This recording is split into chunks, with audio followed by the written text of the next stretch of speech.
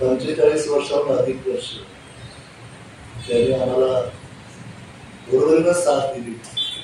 ते डॉक्टर भरत नाईक सर समोर आहे. खरं तर कधी कधी प्रश्न पडतो की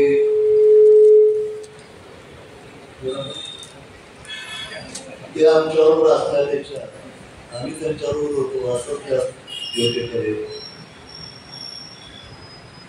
प्राध्यापक पुणे सर आहेत तिकडे, उत्तम चोपडे आमचे सर, बाकीची बरीच मंडळी सगळे ओळखीची आहेत. त्या पुन्हा एकदा आपल्या सर्वांना वेगळी करतो आणि अशा प्रकारचा उपक्रम करीत असल्याबद्दल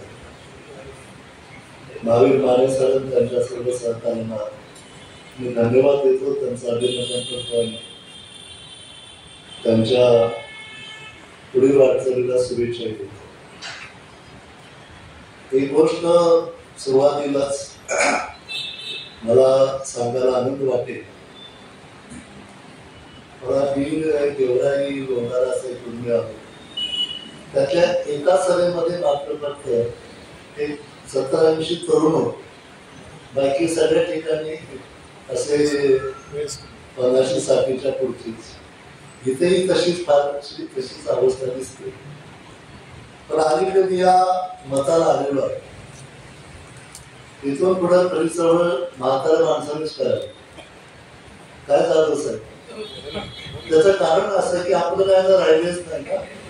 बाबासाहेब आंबेडकरांनी आपल्या भाषणामध्ये अनेक वेळेला असं म्हटलं की मरणाच्या तयारीने तुम्ही चळवळीत घ्या. नोकरी गेली कुठं काय झालं तरी क्षुल्लक गोष्ट आहे.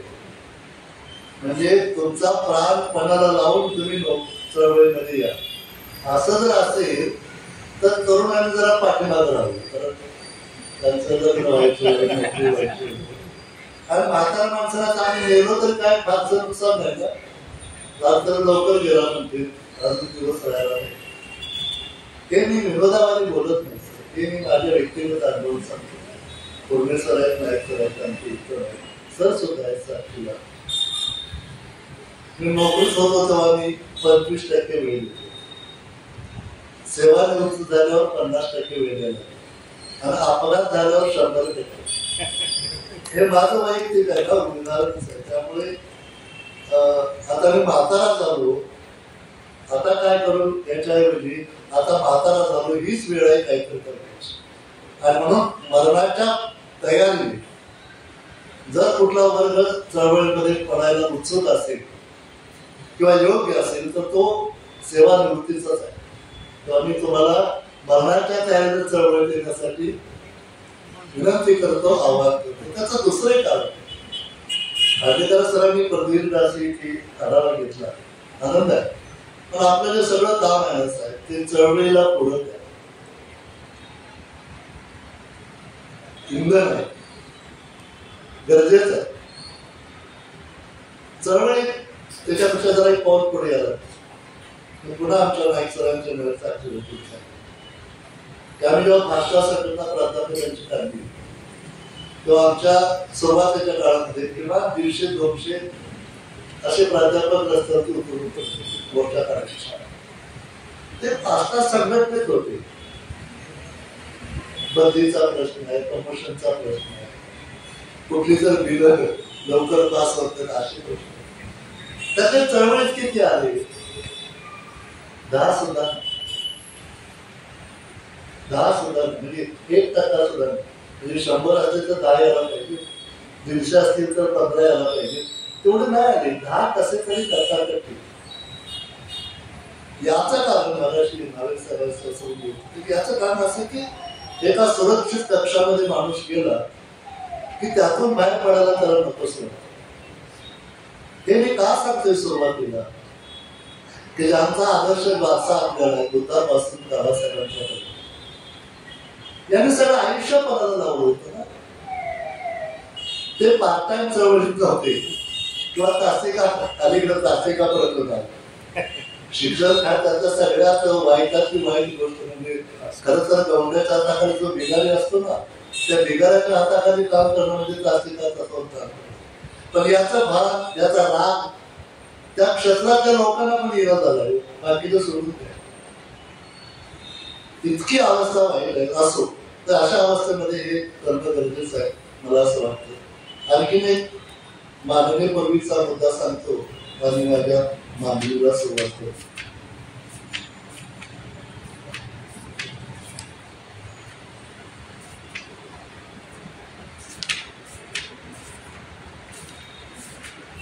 जास्त घेऊन आले की असा प्रॉब्लेम.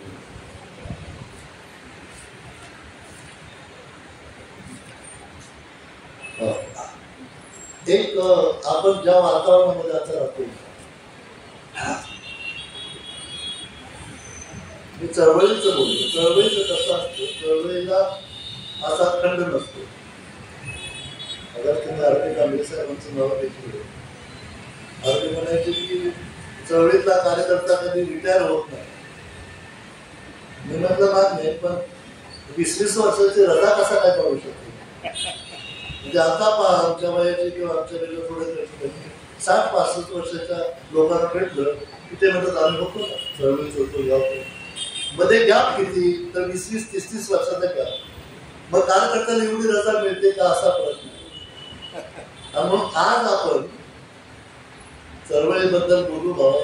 पुण्याच्या विषय दिला, विवेकवादाबद्दल, बुद्धिप्रामाण्यवादाबद्दल बोलू आपण. शेवटी पण चळवळ ही सतत करायची गोष्ट असते.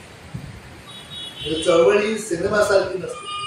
सिनेमात कसं एकदा रोल केला की 100 वर्ष तो सिनेमा चालतो, पुन्हा काय रोल करायला लागत नाही. एकदा सिनेमात ऍक्टिंग केली की पुन्हा काय ऍक्टिंग करायला लागत नाही. तशी तसंच चळवळीत नसते. चळवळ नाटकासारखी असते. नाटकात काय असतं, रोजचा प्रयोग यशस्वी करावा लागतो. किंवा काल आमचा सांगलीला चांगला प्रयोग झाला नाटकाचा, मग कोल्हापुरात जसा तसा जरा समजून घ्या, लोक नाही अंडी किंवा टमाटो फेकतील. हे आहे. म्हणजे तुम्ही एक तर रोज नव्यानं सातत्यानं लोकांना पटेल पचेल असंच करावं लागतं. आणि दुसरं, एखादी माळ असते पहा, माळ असते, त्याला म्हणे असतात, आतमध्ये दोघा असतो. सतत चळवळ म्हणजे काय की तुम्ही खायचं सोडायचं काय, नोकरी सोडायची काय, संसार करायला सोडायचं काय, नाही, ते सगळं करायचं. नोकरी करा, संसार करा, फिरून घ्या, काही गोष्टी करा, पण त्या मनासारख्या बरोबरच्या. आतमध्ये चळवळ कायम जिवंत राहिली पाहिजे. म्हणजे तुम्ही नोकरी केली तरी तो काळ चांगला लगेच तुमच्या डोक्यात चळवळ पाहिजे, असं सातत्यात झाला पाहिजे. तरच मी आमच्या सरकारच्या कार्यकर्ते म्हणजे एक डायरी जेव्हा कार्यकर्त्याची डायरी, आणि रोज लिहायचं आज चळवळीसाठी मी काय केलं. 2 वर्ष म्हणाले सरी डायरी आम्हाला नको का, आज काय केलं तर आज बहुतेक काय नाही, काल काय केलं होतं काल पण काय नाही. अशी 10 वर्ष गेली तरी काय नाही केलं, तरी तो काय करत असतो. ही सगळं आता बरोबरच ढोक आपण बंद केलं पाहिजे असं माझे प्रामाणिक मत आहे. अल्बम माझ्या आजच्या विषयाच्या प्रस्तावामध्ये येतो. कुठल्या कालखंडात आपण तो जॉर्ज ऑर्वेल नावाचा एक कादंबरीकार हुकुमशाह, त्याच्या त्या कादंबरीतला नायक किंवा खलनायक, हुकुमशाह कधी नायक होऊ शकत, तो खलनायकच असतो. तर त्याच्यावरती ती कादंबरी आहे, सगळ्यांनी वाचायचं. ते मराठीत पण 1984 त्या कादंबरीचं नाव आहे. ती 48 साली लिहिली आणि उलट केलं होतं. 4 8 केलं, त्याला ते नाव केलं, प्रसिद्धी झाली 49. आठवत. तर त्यामध्ये त्या हुकुमशाहनं काय केलं, एक मध्ये सांगतो, आज जो भारत आहे त्याचे जे प्राईम मिनिस्टर आहे, त्याचा जो भाजप पक्ष आहे किंवा त्यांच्या चाव्या ज्या ठिकाणी तो RSS आहे, या सगळ्यांचे संविधान आज ती 1984 कादंबरी आहे. भारतीय संविधान ते नाही, त्याच्याकडे काय आहे त्याच्यामध्ये सगळं सांगत बसत नाही, आपला काय तो विषय नाही. पण त्यात एक गंमत म्हणून सांगतो, त्या हुकुमशाहानं पहिल्यांदा काय केलं असेल तर पहिल्यांदा शब्दकोश बदल, म्हणजे शब्दांचे अर्थच बदलले. भाषांना मानवी विकासाच्या प्रोसेसमध्ये, प्रक्रियेमध्ये भाषेचा रोल खूप महत्वाचा आहे.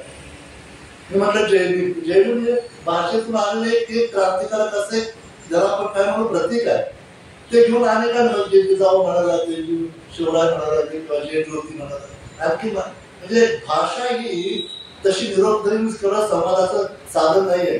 भाषा ही माणसाच्या विकासाच्या प्रगतीच्या प्रत्येक टप्प्यावरचा एक साक्षीदार आहे, कृतिशील असतो. आणि त्यांनी शब्दकोशच बदलले आणि शब्दांचे अर्थच बदलले. त्या कादंबरीच्या भरपृष्ठावरती आणि आपल्या पानावरती ते 3 शब्द बदलले.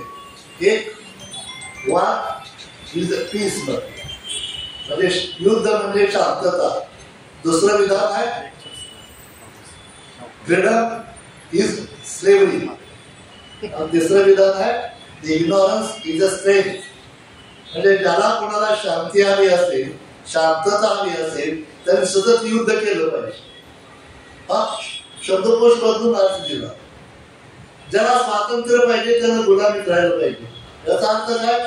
जेवढे गुलाम तेवढे स्वतंत्र. म्हणजे खऱ्या स्वातंत्र्यासाठी प्रयत्न त्यांनी करत नाही. अरे तू गुलाम आहेस ना, गुलाम म्हणजे स्वतंत्र, तेवढं वेगळं काय नसतं असं त्यांच्या मनावरती भाषिक बदललं. तिसरं काय आहे? इग्नॉरन्स इज अ स्ट्रेंथ. तुम्हाला ताकद हवी असेल, अज्ञानात राहावं, सज्ञान होऊ नका. अशी सगळी भानगड त्यांनी करून ठेवली होती. दुसरे म्हणजे आपण आज त्याच वातावरणात आहे. कळतं का? पाहणे थोडस फोडून सांगतो. आज आपण कुठल्या वातावरणात आहे? अधोगती म्हणजे प्रगती. आता चालू आहे अधोगती, नाही त्याला प्रगती म्हणायची. ऱ्हास चालू आहे, नाही त्याला विकास म्हणायचा. अहो की नाही आपण आजच्या याच्यामध्ये. तिसरं आहे भ्रष्टाचाराला त्यांनी शिष्टाचार म्हणतात. म्हणजे तो तिकडचा दक्षिण भारतातल्या कुठल्या तरी एका लाचलुचपत माणसाला पकडलं राजकारणी आणि त्याला आरोप केला. याच्यावरती 100 कोटी रुपयाचा भ्रष्टाचार आहे. त्यांना प्रेस कॉन्फरन्स घेऊन सांगितलं माझा हा अपमान आहे, 100 कोटी नाही 1000 कोटीचा माझा भ्रष्टाचार आहे. म्हणजे त्याला सण सुद्धा झाला नाही, त्याची ही कमी केलेली. म्हणजे शिष्टाचार म्हणजे भ्रष्टाचार इतका अशा अवस्थेमध्ये आहोत. आणखीन एका गोष्टीचा उल्लेख करतो आम्ही पुढच्या मध्यात. क्रांतीला फुल्याची लेख फुल्यांच्या बद्दल फुले त्याचं सुप्रसिद्ध ते वचन आहे की विद्येविना गती गेली, गती विना गती गेली, एवढे आनंद ते एका अविद्येने केले. ओके. गौतम बुद्धाच्या दुःखाची जी 12 कडी आहे, अविद्या, संस्कार, विज्ञान, चढाई, कृष्णा वगैरे वगैरे, शेवटी जरा मरण असा. या 12 कडीमध्ये पण पहिल्यांदा अविद्या, म्हणजे अविद्या हे दुःखाचं मूळ कारण बुद्धांनी सांगितलं. विद्या नसल्यामुळे शूद्र अतिशूद्रांचं एवढं मागासलं पण आलं असं क्रांतीला फुल्यांनी सांगितलं. आज तुम्ही बारकाईने बघा, भारतामध्ये, महाराष्ट्रामध्ये, देशामध्ये सत्तेवर असलेल्या आणि त्याचे गुलाम असलेल्या विद्वानांनी एकच कार्यक्रम हाती घेतलेला आहे, जो अंतस्थ आहे. तो कार्यक्रम असा आहे की अज्ञानाचं सार्वत्रिकरण. सगळ्यांनी अज्ञानात राहायचं. अज्ञानाचं सार्वत्रिकरण याचा साध्या मराठीचा अर्थ असा की सगळ्यांनी तुमच्या कुठल्या ना कुठल्या धर्मात राहायचं. धर्मात राहायचं म्हणजे गुलाम घेत राहायचं. मी आता सहज विनंती केली नका म्हणलं ते नेमकं करा. हे अविद्येचं लक्षण आहे, हे अज्ञानाचं लक्षण आहे. हर घातले आमचे आदर्श पूर्ण झालं. मेणबत्ती अगरबत्ती लावली की ते इतरांना होतं तसं होतं म्हणून ते कॅन्सल केलं. पुढच्या वर्षापासून ते बंद करायला अशी अपेक्षा आहे. नंतर मी गेल्यावर पुन्हा ते करा असं. आता मी माझ्या मुख्य विषयाकडे जेवढ्या थोडक्या वेळेमध्ये सोपं करून सांगता येईल विषय आहे क्रांतीबा फुले आणि त्यांचा बुद्धी प्रामाण्यवाद, यस किंवा विवेकवाद. हा विषय जसा फिलॉसॉफिकल पण आहे, हा व्यवहारिक पण आहे. त्याचा फिलॉसॉफिकल जो भाग आहे तो सोप्यातला सोपा करतो आणि जेवढे ऐकण्याची तुमची क्षमता आहे तेवढ्या वेळातच संपवण्याचा प्रयत्न करतो. तरी मी बऱ्यापैकी तयारी करून आलो असतो तरी काय द्यायचं किती द्यायचं एवढं याचा नक्की विचार करेल. एक गोष्ट आहे की 4 प्रकरणामध्ये किंवा 4 भागामध्ये मी मांडली आहे. त्याचा पहिला भाग आहे त्या विषयाची काय पावसाळी होती तुम्हाला आता सांगितली. दुसरं विवेकवाद किंवा बुद्धी प्रामाण्यवाद म्हणजे काय त्याची सोपे भाषेत व्याख्या. तिसरं क्रांतीबा फुल्यांनी तो विवेकवाद कसा वापरला. आणि चौथं समारोप किंवा आपली काय जबाबदारी अशा 4 मुद्द्याच्या अनुषंगाने आपल्याशी संवाद साधण्याचा प्रयत्न करू. एक गोष्ट आणखी सोपी आहे की फुल्यांची आपण जयंती साजरी करतो, बाबासाहेबांची जयंती साजरी, बुद्धाची जयंती साजरी करतो. त्याचं कारण असं की या सगळ्यांनी समाज जसा असायला पाहिजे तसा नसल्यामुळे, तो जसा असायला पाहिजे तसा करण्याचा, बनवण्याचा प्रयत्न त्यांनी केला. बुद्धापासून बाबासाहेब आंबेडकरांच्या क्रांतिबा फुले आली, कवी आली, यांनी हा बदल, हे परिवर्तन कशाच्या आधारावर केलं असा एक प्रश्न जर आपण उपस्थित केला. म्हणजे त्याच्याकडे कुठलं हत्यार होतं? हत्यार म्हणजे बंदूक किंवा तलवार नव्हे. हे अजून लोकांच्या लक्षात येते. ते मध्ये एक नाटक आलं होतं, भीमनगर, शिवाजी आंबेडकरराव भीमनगर बोलला, असं आपल्या इथे पण लागलं होतं, बऱ्याच लोकांनी बघितलं. त्याच्यामध्ये 2 कार्यकर्ते आहेत त्या नाटकातले, त्यांना तलवार दिलेले असतात, आताच लोक देतात तलवार. आणि ते नाटक चालू असताना 5-10 वेळेला ते मध्येच येतात आणि त्या बोलणाऱ्या नटाला म्हणतात, त्याचं काय करू, तर तलवारचं काय करू, सारखं. हा तो एक विनोदाचा विषय होतो त्या नाटकात. पण नाटकाच्या सेमीफायनलला, नाटक संपवायच्या थोडं अगोदर, तो त्याचा जे पात्र आहे म्हणजे ते तलवारी घेताना फेकून देतं आणि वही आणि पेन त्याला देतो. इथून पुढची लढाई तलवारीची नाही, ब्रेनची, बुद्धीची, लेखणीची, तलवारीची आहे.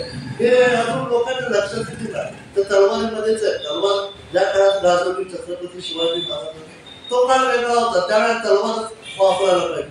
आता तिची काही गरज नाही, पण ती जी विसंगत आहे ती अजून काय आपल्याकडे अजून आलेली नाही. याच्यामध्ये आणखी खूप बोलता येईल माझ्या असं नाही. परंतु मग काय हत्यार होतं त्यांचं, तर वैचारिक तात्विक हत्यार होतं आणि त्याचं नाव आहे विवेकवाद किंवा बुद्धिप्रामाण्यवाद. बाबासाहेबांनी गौतम बुद्धाच्या बद्दल बुद्धांनी त्याचा धर्म या पुस्तकामध्ये लिहिताना म्हटलं की बुद्धाने त्याच्या धर्मामध्ये सर्वाधिक महत्वाचं काय असेल तर त्यांनी स्वीकारलेला बुद्धिवाद, त्यांनी स्वीकारलेला विवेकवाद, त्यांनी स्वीकारलेला बुद्धिप्रामाण्यवाद. ते पुढे जाऊन असे म्हणतात की बुद्ध त्याच्या धर्मामध्ये विवेकवाद नसता तर काहीच नसतं. त्याला रॅशनलिझम असं इंग्रजीमध्ये वापरली. साध्या भाषेमध्ये आपण काय म्हणू, बुद्ध त्याच्या तत्वज्ञानामध्ये, त्याच्या धर्मामध्ये मधून जर आपण विवेकवाद वजा केला तर ते शून्यच आहे. इतकं महत्व बुद्धाच्या फिलॉसॉफीमध्ये विवेकवादात आहे. आता याच्यामध्ये कबीराच्या बाबत तेच म्हणता येईल. ठीक आहे, तर बुद्ध, कबीर, फुले, बाबासाहेब पालिकेची विवेकवादावर साकारलेली. कबीराच्या बाबतीत तर आपल्याला थोडंफार त्याचं माहिती असतं की कबीर तर प्रखर बुद्धिवादी होते आणि म्हणूनच त्यांनी हिंदू आणि मुस्लिम या दोन्ही धर्मातल्या कर्मकांडावरती कठोर असे प्रहार केले. म्हणजे आज सुद्धा सांगायला हरकत नाही, बाबासाहेब वेळेला बसतील, फुले पचायला अतिशय अवघड आणि त्याच्यापेक्षा अवघड कमी, असं ते लिंक आहे. ते कबीरचं काय म्हणे की त्याचा एक लोहा आहे, लोहा काय शब्द सोडून द्या, पण तो म्हणे की हिंदू लोक मंदिरात जाऊन घंटा वाजवतात.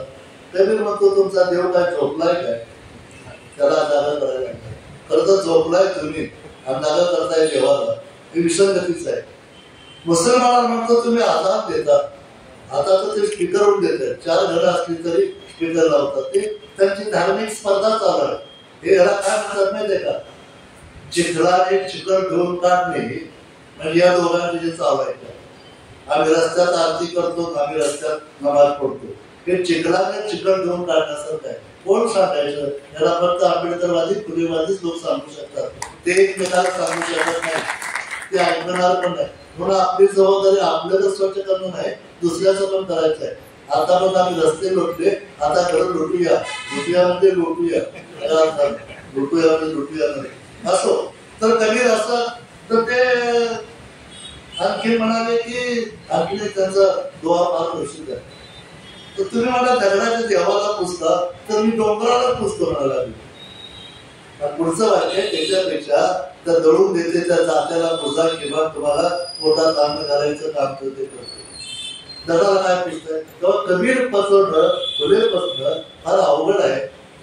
समजावून घेणं अवघड आहे, समजावून घेणं त्याच्यापेक्षा अवघड आहे. आपला आपला प्रयत्न चालू आहे. जसं नाटकात पहिल्यांदा कोणतं काम करते ना तसं आपलं चालू आहे तर चालू आहे. पुढे चांगलं काम करेल असं बाबासाहेबांच्या बद्दल तर बोलायलाच नाही. आता हे मी म्हणालो की त्यांचं वैचारिक खातर काय होतं विवेकवाद. नाईक सर त्या विषयातले तज्ञ तेव्हा त्यांना समोर ठेवून मी काही मुद्दे मांडतो, चुकलं तर ते दुरुस्त करतील.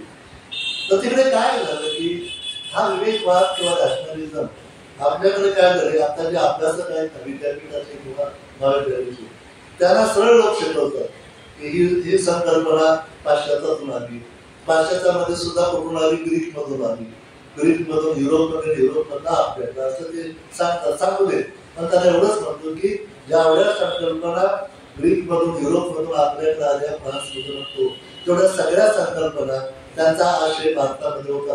बाबासाहेबांचं ठणकावून सांगितलं स्वातंत्र्य समता बद्दलता मी फ्रेंच राज्यकाळाकडून उसने घेतले नाही बुद्धाच्या शिकवणुकीतून मी ते शोधलेलं आहे असं ते स्पष्ट करतात. असो तरी पण आपण तिकडून आले तर जरा तसा विचार करून आपण समोर करू. तिकडे काय झालं की ज्ञान जे आहे ना ज्ञान त्याची ज्ञान मिळवण्याची साधना काय तर जगातल्या लोकांनी मान्य केली की अनुभव हे ज्ञानाचं साधन आहे. आपल्याकडे सुद्धा खेळा सोडून आपण सगळे कुठून खेड्यातून झाले लोक आहोत.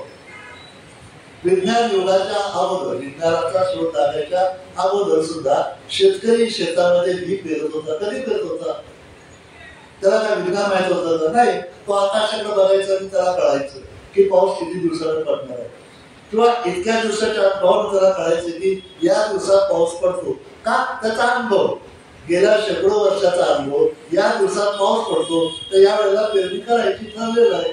त्याला काय कुठल्या विज्ञानाचा काही शोध लावायचा काही प्रश्न नव्हता. म्हणजे अनुभव हे ज्ञानाचं साधन होते. किंवा विचूकता चावला तर त्या काळात कुठलं तर झाड पाला लावायचे बरं वाटायचं. अरे हे पाला लावलं बरं वाटते लावा पाला बरं वाटलं. हा जो अनुभव आहे ना अनुभव हा ज्ञानाचं सुलभ विकसनशील प्रगतीशील जीवन जगण्याचं एक साधन म्हणून सुद्धा अनुभवाकडं लोकांनी बघितलं. पण पुढे अशी गंमत झाली की दुसरा एक अनुभव यायला लागला. काय अनुभव लागला की हा जो अनुभव घेतो ती ज्ञानाची 5 इंद्रिये डोळा आहे कान आहे जीभ आहे नाक आहे आणि शरीर आहे. शरीराने स्पर्श ज्ञान होतं नाकाने गंधाचं जिभेनं चवीचं डोळ्याने दृश्याचं कानाने श्राव्य ज्ञान होतं. पण गंमत अशी झाली की ती ज्ञानेंद्रिय माणसाला फसवायला लागली तरी त्याची मोठी उदाहरण दिली आहे. त्या रज्जू सर्पाचं तर उदाहरण प्रसिद्ध आहे. थोड्याशा अंधारामध्ये जर आपण गेलो थोडा अंधार थोडं दृश्य एखादी दोरी पडलेली असते आणि आपण म्हणतो साप आणि उडी मारून बघितलं जातो. नंतर साप कुठे गेला बघतो तर ते जाग्यावर जातो. ते दोरी असते म्हणजे डोळ्याला बघून सुद्धा म्हणजे आमच्या खेडेगावामध्ये खऱ्या खोट्यामध्ये किती अंतर आहे असा प्रश्न विचारायचा. जाधव सरांना माहित असेल. तर खरं काय खोटं काय याचं अंतर किती तर 4 बोट जातं. म्हणजे असं कानाने ऐकलं ते खोटं डोळ्याने बघितलं ते खरं असं 4 बोटाचं अंतर आहे.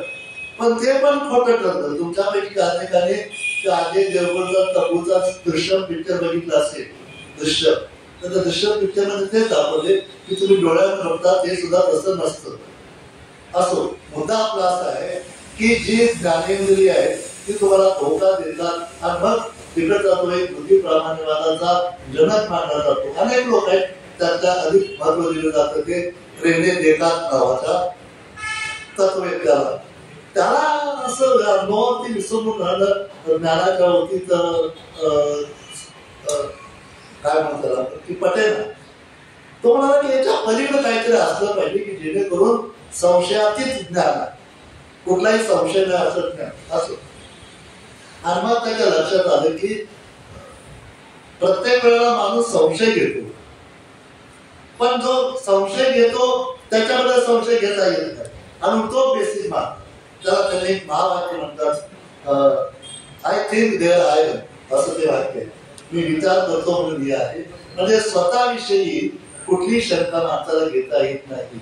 हे अतिशय खरं आहे, कारण एखादा मनुष्य जगाला फसवू शकतो पण स्वतःला फसवू शकत नाही, कारण त्याचा मी, त्याचा विवेक, त्याची बुद्धी त्याच्यापासून वेगळं काय त्याला करता येईल. आणि म्हणून गौतम बुद्धाचं एक वाक्य आहे की श्रेष्ठ कोण, तर जो लाख लोकांना जिंकतो त्याच्यापेक्षा स्वतःला एकदा जिंकतो तो त्याच्यापेक्षा मोठा. आणि सगळ्यात अवघड गोष्ट आहे स्वतःला जिंकणं. असो हे तत्वज्ञानाची आणखी वेगळी वाचली आपण आपल्याबद्दल येऊ. आणि म्हणून या 5 ज्ञानेंद्रियाचं समन्वय करणार, समन्वयक म्हणून जर कुठलं एक इंद्रिय आपल्याकडे, एक कार्यप्रणाली आपल्याकडे इंद्रिय म्हणण्यापेक्षा असेल तर ती आहे बुद्धी. त्याच्याबद्दल सायंटिफिक किंवा त्याच्याबद्दल सायकॉलॉजीच्या अंगाने खूप बोलता येईल, परंतु तो काय आपला विषय नाही. आपण या बुद्धिवादाचा उपयोग क्रांतिबा फुलेंनी आपल्या समाज परिवर्तनासाठी कसा केला एवढाच आपण विचार आजच्या या व्याख्यानामध्ये करणार आहोत. पण फुले असतील, बुद्ध असेल, बाबासाहेब आंबेडकर असतील, कबीर असतील, यांनी ही जी प्युअर फिलॉसॉफीची व्याख्या, त्याला शुद्ध तत्वज्ञान असे म्हणता येईल, त्यामध्ये बुद्ध ते बाबासाहेब या लोकांना इंटरेस्ट नाही. तुम्ही ज्ञानेंद्रिय अधिक बुद्धी या दोन्हीच्या साहाय्याने जर ज्ञान मिळवलं तर त्याचा उपयोग करा.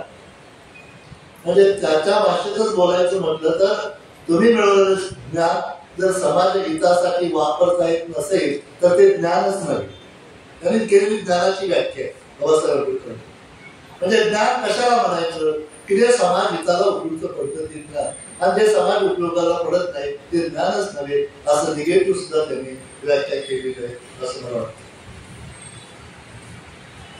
आणखीन एक मुद्दा या संदर्भातला तांत्रिक वाक्य परंतु घेतो आणि पुढे जातो. या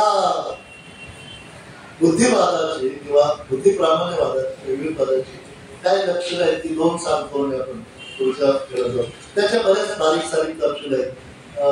न्यारो दृष्टीनं त्याचा काय अर्थ, वायडर दृष्टीनं काय अर्थ, पॉप्युलर दृष्टीनं काय, त्या सगळ्या तपशिलामध्ये न जाता आपण फक्त पॉप्युलर काय तेवढंच बघूया, ते सोपानी समजावून घ्यायला.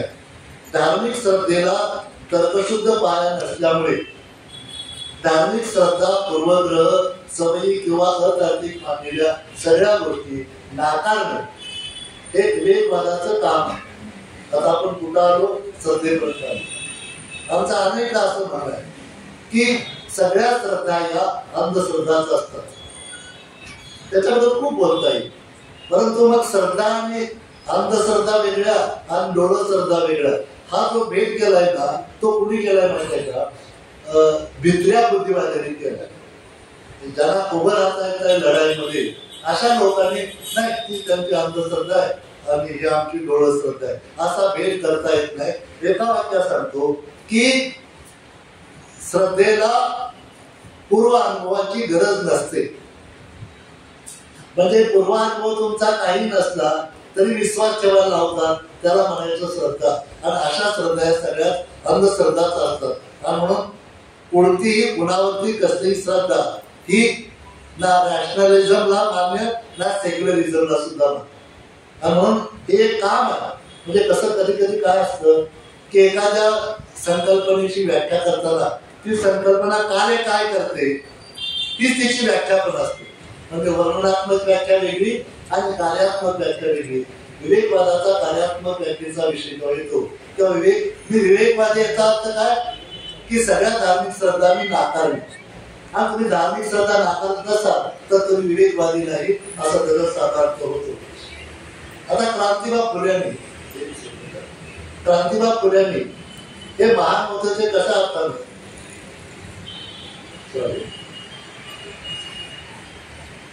क्रांतिबा फुले हे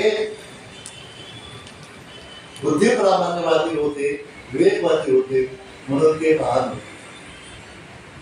दुसरं, फुल्यांनी विवेकवादाच्या आधारे धार्मिकतेमध्ये हस्तक्षेप केला. खर तर हस्तक्षेप केला एवढं ते थांबले नाही. राजा ढाले आमचे स्कूल टीचर होते, आमच्या चळवळीचे शिक्षक होते. त्यांनी असं म्हटलं की कार्ल मार्क्स असं म्हणतो की सर्व चिकित्सेची सुरुवात धार्मिक चिकित्सेने होते. या बाबतीत मार्क्स बरोबर आहे. पण बाबासाहेब आंबेडकर एक पाऊल पुढे कसे, ज्या धर्माची चिकित्सा करायची त्या धर्माची चिकित्सा केल्यावर तो धर्म सुधारण्याच्या पलीकडे गेला. जसे एखादी स्कूटर असते किंवा मोटरसायकल असते किंवा फोर व्हीलर असते, आपण जरा बिघडले की गॅरेज मध्ये घेऊन जातो. 2दा 3दा 4दा निघतो, मेकॅनिक म्हणतो साहेब आता बदला. हे दुरुस्त होण्याच्या पलीकडचं आहे. कळतं का? बाबासाहेबांनी सुद्धा सुधारायचा प्रयत्न केला. हे दुरुस्त व्हायच्या पलीकडचं आहे म्हटल्यावर कार बदलली, त्यांनी मोटरसायकल बदलली, धर्म बदलला, नाकारला. हे फार अवघड आहे. आता अनेक विद्वान आहेत महाराष्ट्रात, जात सोडून द्या, धर्म बदलायला तयार नाही. तरी ते पुरोगामी, हे बंकस पुरोगामी सगळे किंवा भामटे पुरोगामी, मोठी मोठी नावं आहेत. मी नावं पण घेणार आहे शेवटी. काय आहे की घड्याळ असतं. घड्याळ ते केव्हा बंद पडतं, पुढचं दगड मारल्यावर, आणि आतल्या जर एखादा स्क्रू ढिला झाला तरी बंद पडतं. म्हणून बाहेर पडून आता दगड आम्हाला मारत नाही.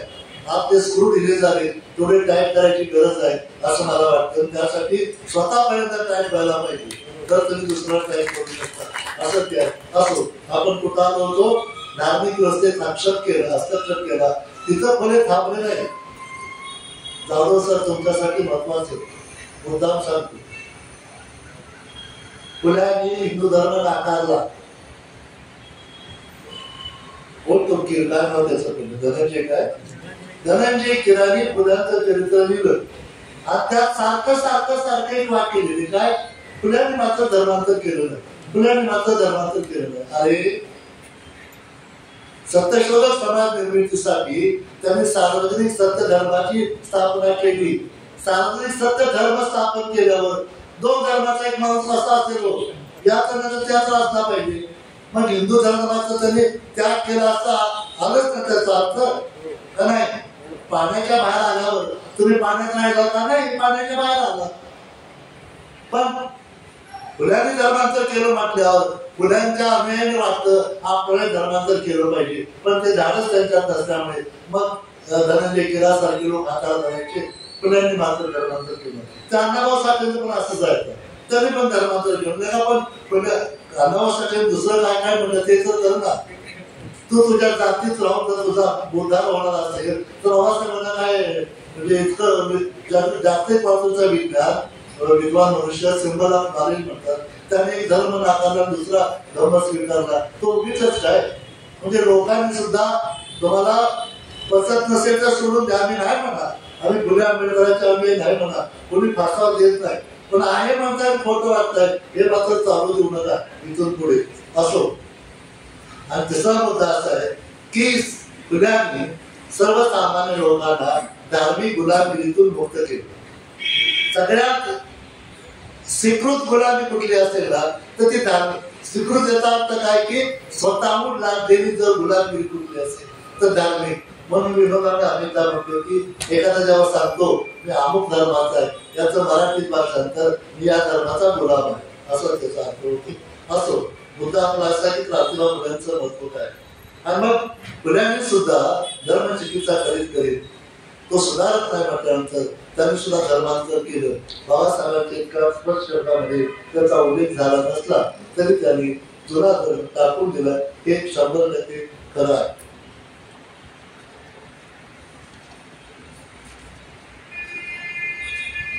आता एक कळीचा मुद्दा असा आहे तो आपल्या सगळ्यासाठी. कळीचा मुद्दा काय आहे की जर फुल्यांनी सार्वजनिक सत्यधर्म स्थापन करून जुना धर्म नाकारला असेल तर त्याच धर्मात राहून काटेकोरपणे त्याच्या रूढी परंपरांचं पालन करून तुम्ही फुल्यांच्या अन्वये कसे लागू शकता? तुम्ही पुण्यावरती किती पुस्तकं लिहा, गौतम बुद्धावर किंवा गौतम बुद्धावरती लिहा, एक पात्र त्यांनी करा, काय फरक पडत नाही. पण तुम्ही त्याचे अन्वय कसे? ज्या धर्माला बुद्धांनी, कबीरांनी, फुल्यांनी, इव्हन शाहू महाराजांचं मी जर वाचलं तुम्ही तर शाहू महाराजांनी काय केलं? पोपट मेला एवढं म्हटलं नाही, पण त्यांनी मेलेला पोपटच तुमच्या समोर ठेवलाय. फक्त त्यांच्या आम्यांचं धाडस पाहिजे, लेखा तो पोपट मेलाय असं मला आता. फुल्यांनी म्हटलं, बाबासाहेबांचं म्हटलं, बुद्धांचं त्याला कबीर त्याच्याही पुढे गेले. असं आपण आपल्या मुद्द्याकडे घेऊ की हा जो कळीचा मुद्दा आहे तो कसा सोडवायचा हा आपल्या पुस्तकात. फुले इतके बाबासाहेबांच्या अगोदर इतके बुद्धी प्रामाण्यवादी कसे काय झाले असा एक प्रश्न आहे. एखाद्या बौद्धिक चरित्रवान लोकांच्यावरती कुठल्या तरी विचारवंताचा प्रभाव पडतो आणि क्रांतिबा फुल्यांच्यावरती ज्या एका तत्ववेत्याचा जास्त प्रभाव आहे त्याचं नाव थॉमस पेन.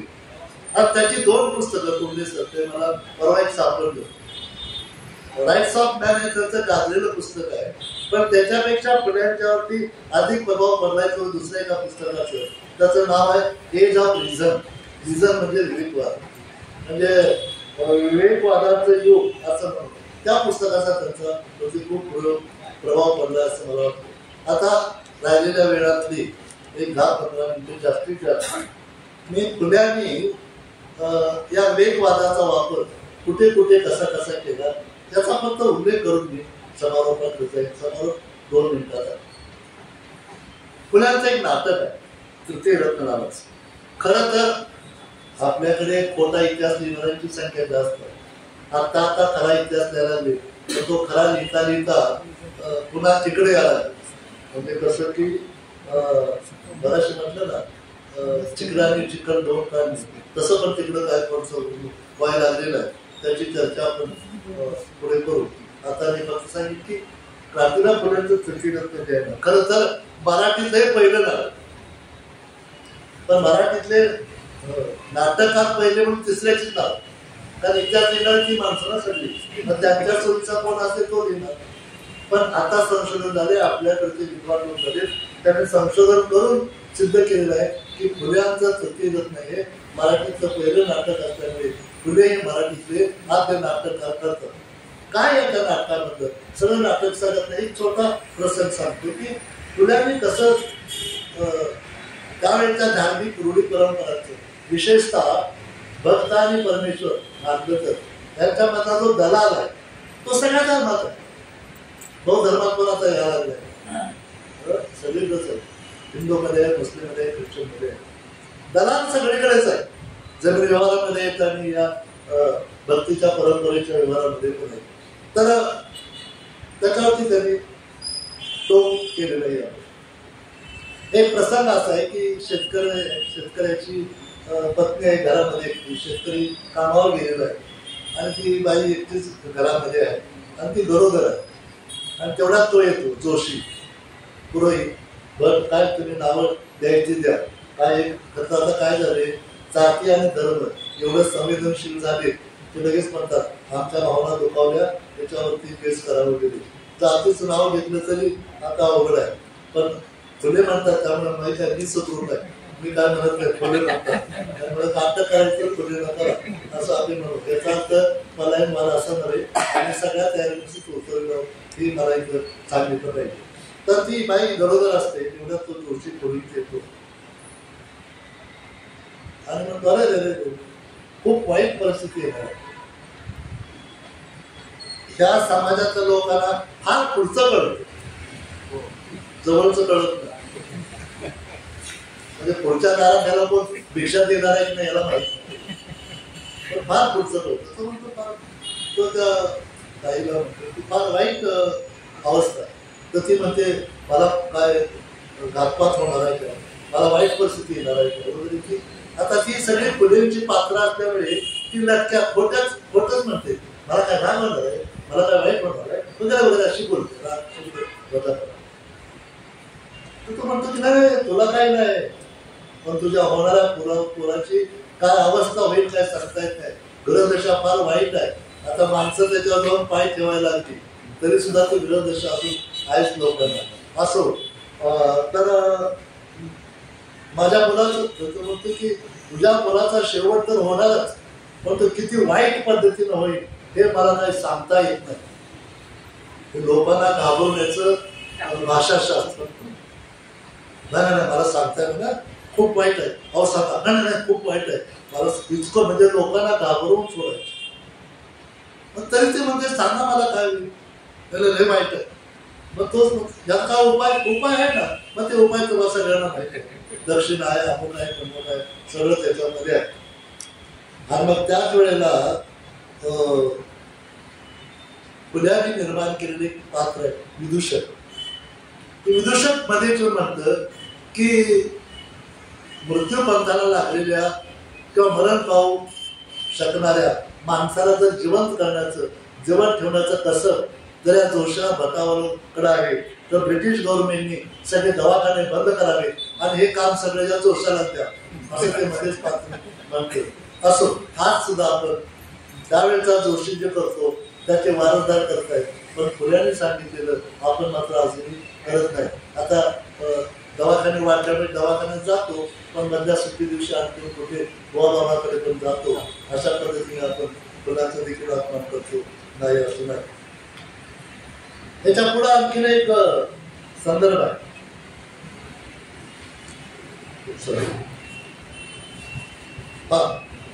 तो रामायणाचा. खरं तर आज रामायणावरती काय बोलतो मला अवघड आहे, पण मगाशी म्हणलं तसं फुले काय म्हणाले मी ते सांगणार. आणि सौम्य भाषेत सांगतो, फुल्यांच्या भाषेत सांगणं अवघड आहे बरं का. फुले कुठलाही, फुले आणि तुकारामाचं फार जपतो या बाबतीमध्ये. हे कुठलंच आड पडतात ठेवत नाही, डायरेक्ट शब्द वापरतात. तो आमच्यासारख्या प्राध्यापकांना वापरायला सुद्धा संकट वाटावं इतकं ते प्रकरण क्रांतिकारक आहे. असो तो प्रसंग सगळ्यांना माहिती आहे. इथे तुमच्या शाहू स्मारकामध्ये रमेश डावरे त्यांच्या भाषणात नेहमी तो संदर्भ सांगायचे, तरी तो मी फक्त आठवण करतो आणि पुढच्या मुद्द्याकडे येतो. काय प्रसंग आहे, लॉजिक, विवेक, तर्क कसा फुल्याने वापरला हा आपला मुद्दा आहे. तर रामायणा प्रसंग असा आहे की परशुराम शोधवंश परशुराम असतात सारखं राम आता तो परशुराम असता सर. जनक राजाकडे गेला तो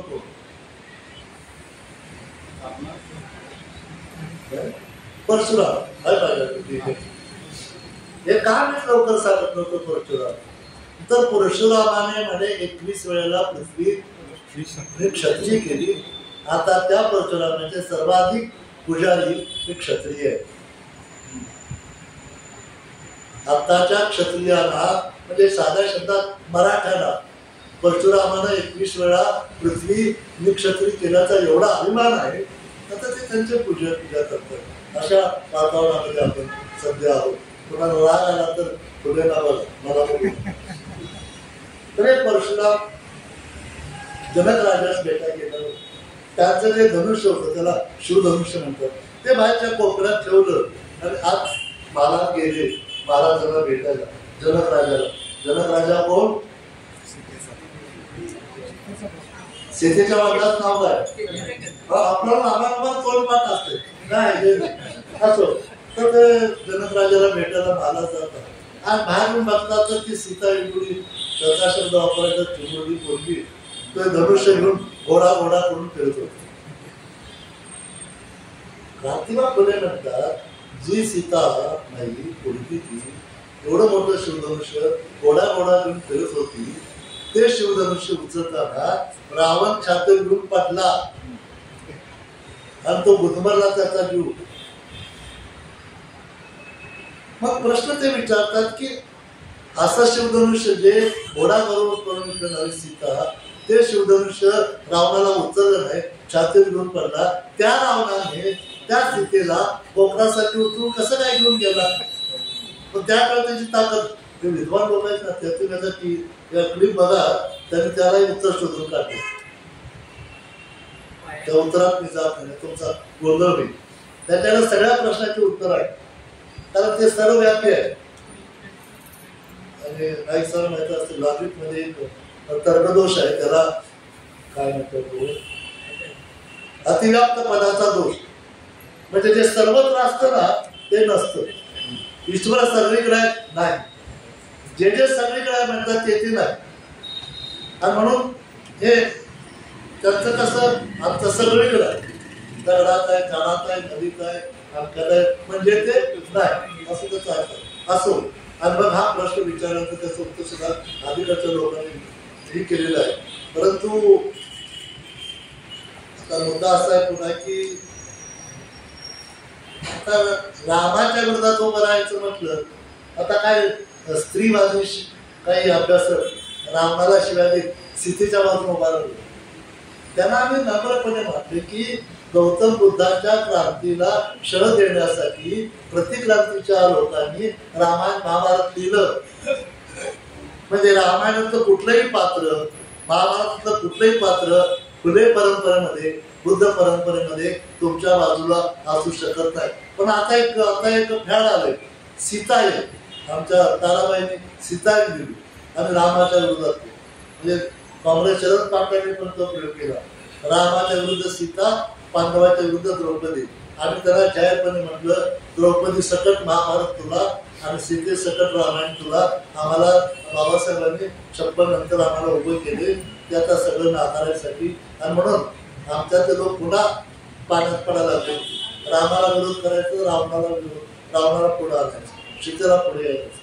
खरा आंबेडकरवादी, खरा फुलेवादी हा सीते सकट रामायण नाकारतो, द्रौपदी सकट महाभारत नाकारतो. ते सगळंच नाकारून पाहिजे असं आहे. फुल्याने आणखीन एका ठिकाणी लॉजिक लावलं, ते प्रसिद्ध आहे. फक्त त्याचा मी पुनरुच्चार करतो. चांगल्या गोष्टीचा पुन्हा उच्चार करायला काही हरकत नाही.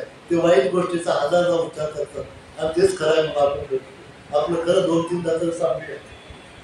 त्या काळामध्ये नवरा मेला की नवऱ्याच्या चितेवरतीच त्याची बायको जीव द्यायची, त्याला सती जात म्हणायची. फुले म्हणाले, नवरा मेल्यावर जर बायको सती जात असेल तर बायको मेल्यावर नवऱ्यानं सता का जाऊ नये. म्हणजे सती प्रथेसारखी सता प्रथा का असू नये, हे फार पुरुषाला तर फार झोमणार आहे. पुरुष म्हणते तेवढं नको म्हणते. आता मुद्दा असा आहे की हे लॉजिक फुल्यांनी स्त्री पुरुष समतेसाठी स्त्रियांच्या स्त्रियांना गुलामगिरीतून मुक्त होण्यासाठी वापरलं.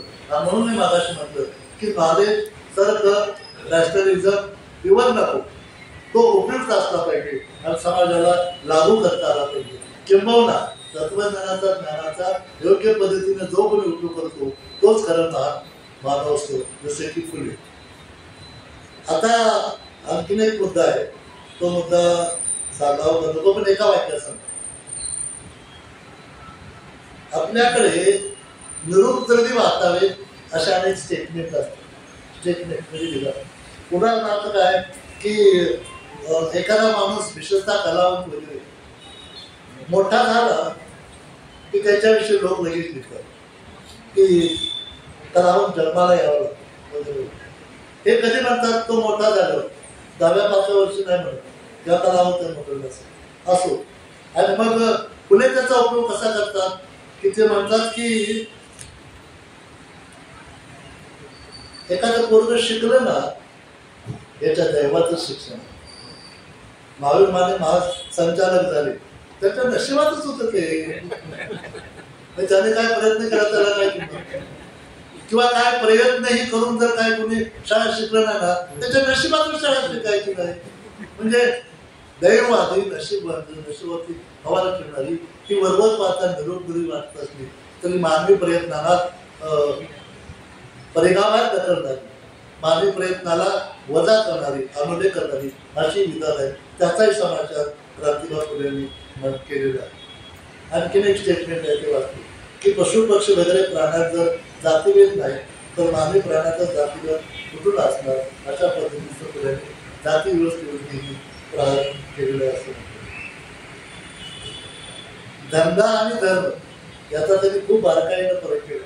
ते म्हणतात की मळ्यामध्ये शेतामध्ये काम करणं हे माळ्याचा धर्म नव्हे, त्याचा तो धंदा आहे. दुसरं विधान असं आहे की पराजित केलेल्या अज्ञानी ओळखास गोंधाळून खाणे हा आर्यभटांचा धर्म नव्हे, त्याचा तो धंदा आहे. पण ते धंद्याला धर्म म्हणत असल्यामुळे धर्माविरुद्ध बोलता येत नाही किंवा मेहनत न करता कष्ट न करता धर्माच्या आडून अज्ञानी जनास लुबाडून लुटून ऐकते खावे हाही त्याचा धर्म नव्हे तर काय आहे, तो धंदाच आहे. अशा पद्धतीने त्यांनी त्याची विभागणी केलेली आहे. आणखीन थोडंफार गमतीशीर आहे. इतर लोकांना तुच्छ मानून आपल्या पवित्र मानून सोवळे ओवळेचा उपयोग करून ते लोक जगात हलके आणि अपवित्र इतरांना मानून स्वतःचं पोट भरतात.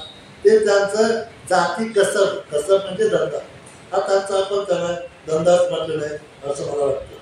आणि सगळ्यात महत्वाचं असं की धंदा आणि धर्म याच्यामध्ये भेद केल्यावर एक गोष्ट स्पष्ट होते की हे धार्मिक काम आहे म्हटलं की जरा माणसं त्याला काय म्हटलं तरी भेटीच देतात, त्याला विरोध करत नाही. पण धंदा म्हटलं की बदलता येतो. आणि म्हणून खुल्याने एक मोठी सोय केली की ज्याला तुम्ही धर्माचं काम म्हणता ते धर्माचं नसून ते काय आहे, धंदा आहे असं म्हणतात. आणखीन एक गोष्ट आहे की धर्म होतं ती प्रसिद्ध आहे, तिच्याबद्दल मी एक दोन मिनिटं आपली घेतो आणि सभागृहामध्ये ते धंदा आणि धर्म याच्याबद्दलचे समग्र वाङ्मयामध्ये प्रकरण समाविष्ट आहे. ईश्वराने भक्त यामध्ये आडवा येणारा दलाल म्हणजे ब्राह्मण पुरोहित, याला वजा करून क्रांतिबा फुल्यांनी सत्यशोधक समाज निर्मितीसाठी सार्वजनिक सत्यधर्माचा सरणाची स्थापना केली आणि लोक तयार झाले. लोक तयार झाल्यावर ते लोक त्यांचा पहिला ठराव सत्यशोधक लोकांचा की आपले कुठलेही विधी बारसा असू दे, लग्न असू दे, मैताचा असू दे की ब्राह्मणाला भटाला बोलवून करायचं आपणच करायचं. त्याने तसे मधराष्ट्रात आपण तयार केलं त्यावेळी. तर त्या कुठला भाग आहे तो जुन्नर करत्या त्याला काय नाव आहे त्याचं, डोंबरे पाटील या सत्यशोधक इस्माने आपल्या दोन्ही मुलींची लग्न स्वतःच लावली. ब्राह्मण खवळले, ते जोशी खवळले, ते म्हणले आमच्या परवानगीशिवाय म्हणजे तरी पण ते म्हणाले काय माहिती आहे का, लग्न लावा तुमचं पण दक्षिण आम्हाला द्या. एवढं ते प्रकरण थांबलं नाही, ते कोर्टात गेले. त्याच्यामध्ये पण दोन भाग आहेत. ते पहिल्यांदा कोर्टात गेले कोथरूडच्या जोशाला हाताशी धरून तेव्हा तो ब्राह्मण पण जज असल्यामुळे त्याला नाही म्हणजे तुम्हाला तो दंड द्यावा लागेल. त्यावेळी डोंबरे पाटलाला 8 आण्याचा दंड केला. 4 आणे एका लग्नाची त्या काळात. मुद्दा 8 आणे 4 आण्याचा नाही, मुद्दा आहे तो असा की त्या भटाने त्याचं काम केलं नाही तरी त्याला दक्षिणा द्यायची. असं पुढे भारतभर 2 भाग झाले. काहींनी ब्राह्मणांच्या बाजूने नकार दिला, काहींनी विरोधी नकार दिला की नाही म्हणजे तुम्ही जर विधी करत असेल तर मला पैसे घेता येणार नाही असं ते म्हटलं. एक किस्सा असा आहे की तो काय मी कुठं वाचला नाही, परंतु तज्ञ लोकांच्या अभ्यासक लोकांच्या चांगल्या संगीत ऐकलेला तो किस्सा काय आहे की असाच किस्सा जातो. हाच किस्सा एका जजकडे जातो. मग तो या बाजूचा वकील जजला विचारतो केस काय असते. ते जे काय वतनदार होते त्या वतनदारांनी दोषी वतनदार त्यांनी जर त्यांचं काम केलं नाही तरी त्यांना दक्षिणा द्यावी की न द्यावी असा तो कोर्टावर झालेला मुद्दा असतो. त्यामुळे तो वकील जजलाच विचारतो, जज साहेब तुम्ही आज दाढी करून आला तर राग आला रे. ते म्हणता मी रोज दाढी करतो, मग पैसे कुणाला देतात, कुणाला देत नाही म्हणाला ना, मी दाढी करतो तर मी कुणाला पैसे देऊ. मग तेवढं त्याला पकडलं जातं आणि मग म्हणतात की यांनी विधी केलं नाही तरी पैसे मागतात, पैसे द्यायचे का तर त्याने म्हटलं नाही द्यायचं असो. हा याचा विरोधाचा भाग सोडून दिला तरी धंदा आणि धर्म त्याची फारकत करताना फुल्याने कसा युक्तिवाद केलाय, लॉजिक कसं लावले, बुद्धिप्रमाणे कसा वापरलाय याचा एक नमुना आपल्याला या ठिकाणी मिळतो. आणखी एकच मुद्दा आहे जो सांगितल्याशिवाय आपल्याला थांबता येणार नाही. त्या समग्र वाङ्मयामध्ये ते सगळं गेल्यावर घरी ते पुस्तक आला आणि नाईक सर मला आश्चर्य वाटलं, तर्कावरती प्रकरण आहे त्याच्यात एक विभाग. तर्क म्हणजे काय? एक संवादात्मक आहे, सगळ्याचा उपाय एक धोंडीराम आणि धोंडीराम अशी दोन पात्र आहेत आणि ती विचारतात तर्क म्हणजे काय, तर्काचे प्रकार किती वगैरे वगैरे. आणि तर्काबद्दल फुले बोलतायत हे मला रेने देकातपेक्षा अधिक महत्वाचं वाटतं आणि त्यांना सॅल्यूट करावंसं वाटतं. इतका जो बुद्धिप्रामाण्यावरती जातीला पुढे गेलेले होते, आधुनिक झाले होते. खरं तर आधुनिक भारतातील फुले हे गतिशील बुद्धिवादी होते असं मी परवा म्हणायला गेलो. माझ्या लक्षात आलं आपलं विधान चुकले. बरोबर विधान काय आहे? फुल्यांच्यामुळे आधुनिक भारत तयार झाला. म्हणजे आधुनिक भारताची सुरुवात कुठून तर फुल्यांच्या प्रतिपासून झाली. म्हणजे बाबासाहेबांनी अधिक क्रांतिकारी केला हा भाग वेगळा असो. तर तिसऱ्या प्रकारचं जे आहे तेवढं मी वाचून दाखवतो. काय आहे तर्काचा? मगाशी म्हणत तसं एखाद्या संकल्पनेचा अर्थ समजावून घेताना त्याचं कार्य काय हे समजावून घ्यावं लागतं. तर त्यामध्ये काय म्हटलंय पहा की ज्याच्या कर्त्यावाचून कर्म असते, ज्याच्या साक्षात्काराविषयी अथवा लक्षणाविषयी काही ज्ञान नसते आणि तरी सुद्धा विश्वास ठेवला जातो, त्याला अविवेक म्हणायचं. आणि त्याच्या विरोधी केलं की त्याला तर्क म्हणायचं, त्याला बुद्धिप्रामाण्यवाद म्हणायचं असं म्हणतात. पुढचं अतिशय धक्कादायक आहे. ते जर मी सांगितलं नाही तर फुल्यांची जयंती आपण साजरी केली असं होणार नाही. अवघड आहे, नाजूक आहे, तरी सांगतो. फुले काय म्हणतात? फुले निर्मिक मानायचे. शेवटी त्यावर समारोप करतात. निर्मिक मानायचे. ईश्वर, अल्लाह, गॉड असा तो त्याचा निर्मिक नव्हता. काय झालं की फुल्यांच्या वरती महाराष्ट्र थॉमस पेनचा आणि इंग्रजी संस्कृती आणि तत्वज्ञान याचा बऱ्यापैकी प्रभाव असल्यामुळे ते सगळे एकेश्वरी होते. व ख्रिश्चन त्यांचा एकच देव होता, त्याचा एकच पुत्र येशू ख्रिस्त. तुम्हाला आश्चर्य वाटेल, परवा आमचे मित्र इजिप्तला जाऊ लागले आणि आज सकाळी मला त्यांचं वृत्तांत दिला. तर तिथे सुद्धा पूर्वी अनेक देव होते. इंग्रज गेल्यावर त्यांनी सगळे देव खतम करून टाकले आणि एकच देव केला. आणखीन एक संदर्भ खरा खोटा तपासून बघायचं बरं का, मी सांगितलं मान्य करायचं. मुस्लिमांचं सगळ्यात महत्वाचं ठिकाण होतं मक्का.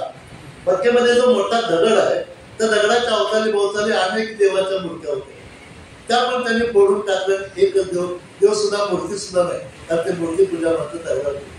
कारण काय, इस्लाम आणि ख्रिश्चन हे एकेश्वरी असल्यामुळे आणि फुल्यांच्या पुढे अस्तित्वात काल्पनिक का असताना अस्तित्वात असला एकही देव त्याला बुद्धिवादी दृष्टीने पसंत करण्यात असल्यामुळे त्याने आपलं एक निर्मिक म्हणून नाव दिले. असा तो निर्मिक तुम्ही मानायचे. तर ते काय म्हणाले, निर्मिकेला बाजूला ठेवून, निर्मिकाला बाजूला ठेवून या भोंदाड्या लोकांनी म्हणजे आर्यभट्टाने लोकांनी अज्ञानी जनास फसवून आपला मतलब, आपला स्वार्थ साधण्यासाठी आपल्या सर्वांच्या निर्माणकर्त्याच्या जागी शब्दशास्त्री आहे लटकेच अष्टपैलू बाळबोध काळ्या कृष्णास कल्पून लोभी अर्जुनास बोध दिला त्यास गीता म्हणतात.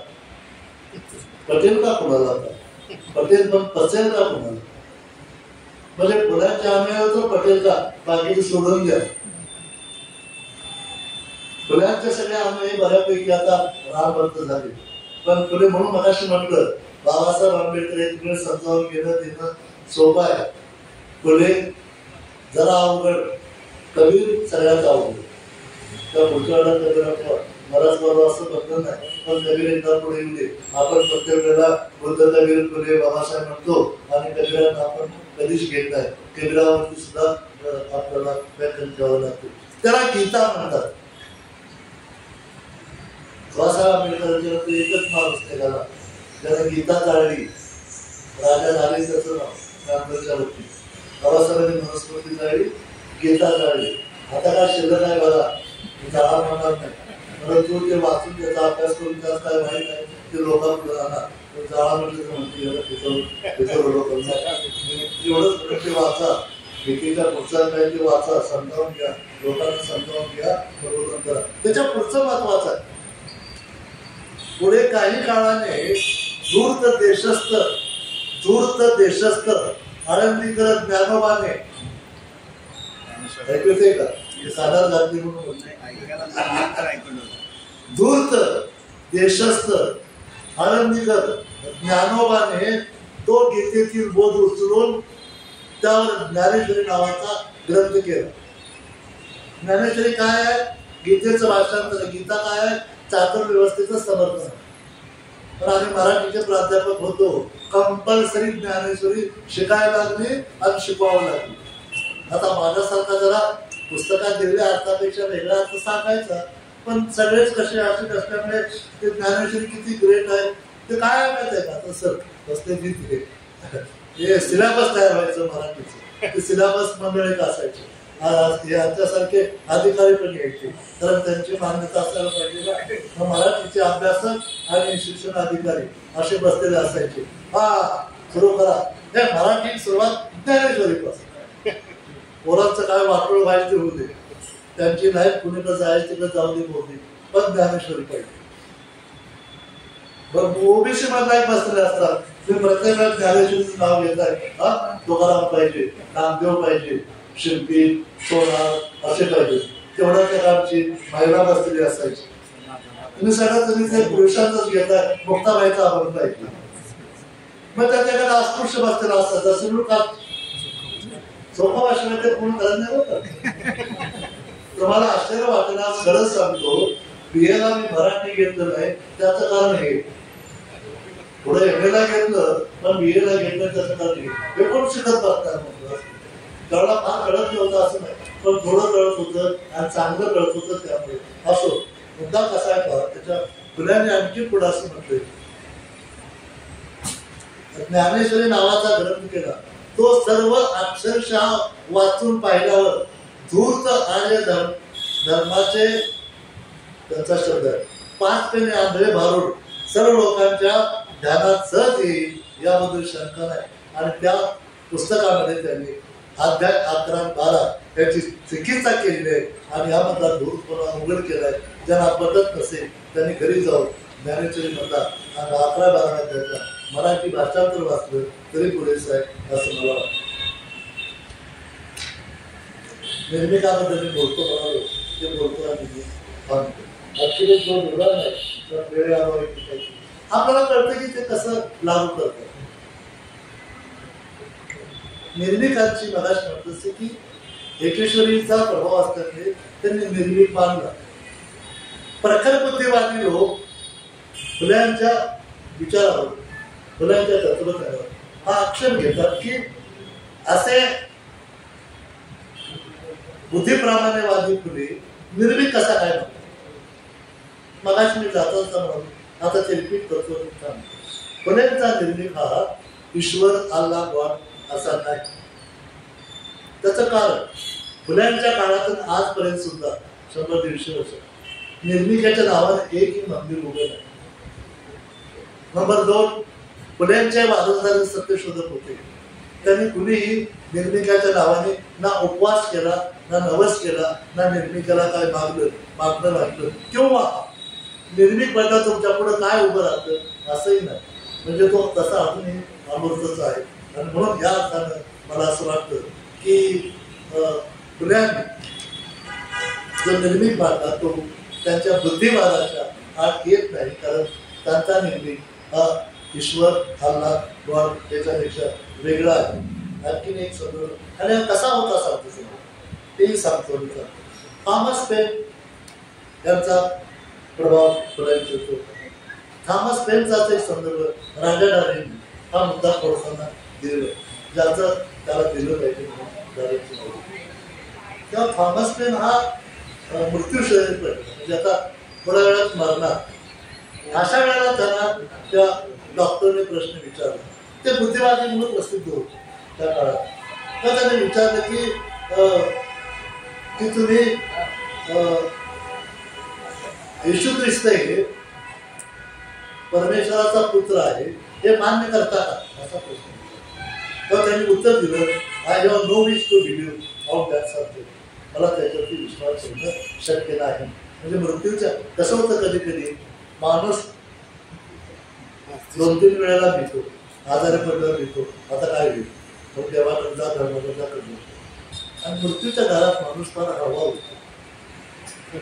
आपल्या भागात एक सर होते गारगोटी नाही गडी दिवस त्याच्यापैकी दोंडगे करणार मोठा सत्यशोधकाचा पुरस्कार.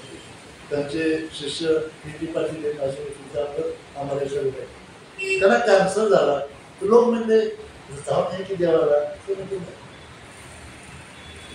अंगावर तर लावा नाही. म्हणजे मृत्यूला सामोरे जाणारी माणसं तर्कवादी विज्ञानवादी बुद्धिप्रमाणवादी हे अविवेकांना कधी जात नाही. खरंच आणखी एक मुद्दा सांगायला गरज केला. बाबासाहेब आंबेडकरांनी जाती व्यवस्था टिकून काय याचं कारण सांगताना म्हणाले की हिंदू धर्मातले बुद्धिमान लोक काय असतं माहिती का, लोक बुद्धिमान असतात पण बुद्धिवादी असत नाही. म्हणून अनेक बुद्धिमान लोक तुम्हाला अविवेकी दिसतील.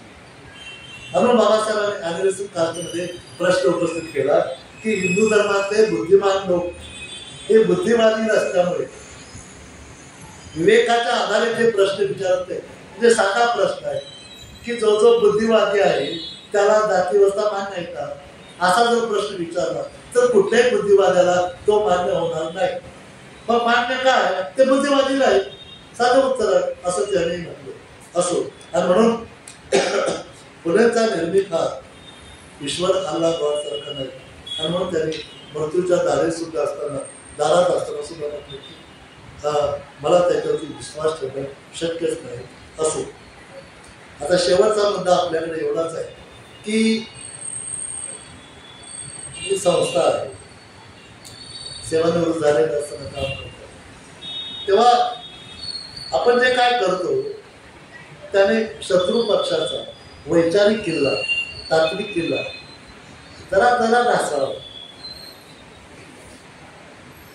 एखादा दगड पडला, एकावर एक नसले दगड असतात ना, त्यामुळे एक दगड काढला की सगळं कोसळतं.